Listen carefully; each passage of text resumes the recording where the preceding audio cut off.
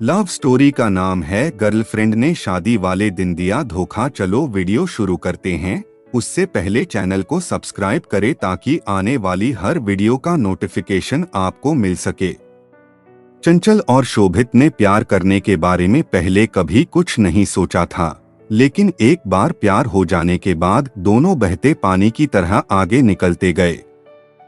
शोभित ने जल्दी ही शादी करने के इरादे से एमबीए के ऐसे इंस्टीट्यूट में एडमिशन ले लिया जो नौकरी दिलाने का वादा करता है। शोभित हड़बड़ी में इसलिए भी था क्योंकि चंचल के घर वाले लड़का तलाश रहे थे। किस्मत और मेहनत रंग ला रही थी। एमबीए कॉलेज में दाखिला मिलते ही दोनों के मुरझाते चेहरे पर मुस्कान रहने लगी। दोनों को लगने लगा था कि सब कुछ एकदम ठीक हो जाएगा, लेकिन जिंदगी कभी भी सीधी नहीं चलती। कभी सुख आता है तो कभी दुख आता है। इन दोनों की जिंदगी में भी कुछ ऐसा ही होने वाला था। कोर्स में दाखिला लेने के 1 महीने के भीतर ही चंचल की शादी तय हो गई थी। चंचल बहुत घबराई हुई थी, बल्कि वो दोनों ही बहुत घबराए हुए थे। दोनों के जी में आ रहा था कि फौरन भागकर शादी कर लें, लेकिन नौकरी नहीं थी और इसी वजह से दोनों के बढ़ते कदम ठिठर जाते थे। शोभित बार बार चंचल और खुद को समझाता रहा था और कहता था कि जो भी होगा अच्छा ही होगा।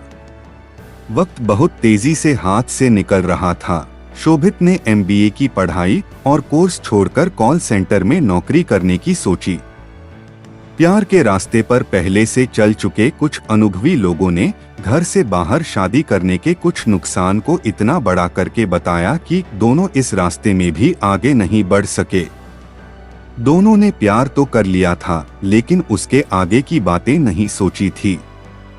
यही वजह थी कि प्यार के सफर पर निकल जाने के बाद बात शादी की आ रही थी, तो कभी चंचल को अपने भाई बहन की शादी का डर सता रहा था, तो कभी शोभित को परिवार की इज्जत और भविष्य की चिंताओं का खौफ था। चंचल की शादी का दिन आने तक वह हर बड़े मंदिर से लेकर छोटे मंदिर तक नंगे पांव जाने और 101 रुपए का प्रसाद चढ़ाने का वादा भगवान से कर लिया था। पर महंगाई के इस दौर में 101 रुपए से होता क्या है, शायद भगवान को भी यह मंजूर नहीं है। दोनों फोन पर बातें करते करते रोने लग जाते थे। चंचल और शोभित एक दूसरे के बिना दुखी रहने लगे थे। उसकी शादी वाला पूरा दिन शोभित ने मंदिर में ही बिताया। कुछ उम्मीदें शायद अभी भी बाकी थीं, क्योंकि सूरज ढलने के साथ साथ शोभित के मन में कुछ चल रहा था।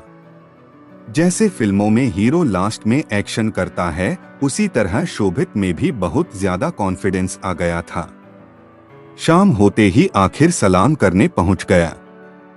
जिस रूम में दुल्हन तैयार हो रही थी, उस रूम को ढूंढने लग गया। रूम मिलते ही दुल्हन के पास जब कोई नहीं था, तब दुल्हन के पास पहुंचकर शोभित ने बोल दिया कि मैं स्टेज पर आऊंगा, मुझे गले लगा लेना। मेरी थोड़ी पिटाई तो पड़ेगी, लेकिन सब ठीक हो जाएगा।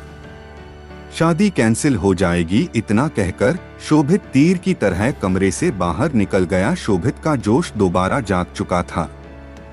अब यह आइडिया शोभित का ब्रह्मास्त्र था। जयमाला होते ही वो स्टेज पर पहुंच जाता है। उसके मन में ब्रह्मास्त्र के चलने के बाद पिटने का डर तो था, पर साथ में सफलता की उम्मीद भी थी। स्टेज पर उसके करीब पहुंचा तो उम्मीद थी कि वह गले लगा लेगी। शोभित ने चुपके से इशारा भी किया, लेकिन उसके चेहरे पर कोई भाव नहीं था।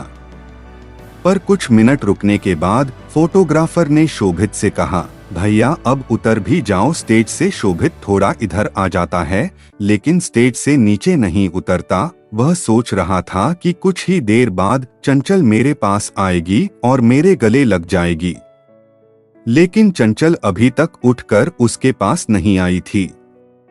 शोभित को बहुत गुस्सा आ रहा था। उसकी आंखों से साफ दिख रहा था वो अंदर से बिल्कुल टूट चुका था। ये सब कुछ देखकर अब लगने लगा था कि चंचल किसी दूसरे की जिंदगी बन चुकी है।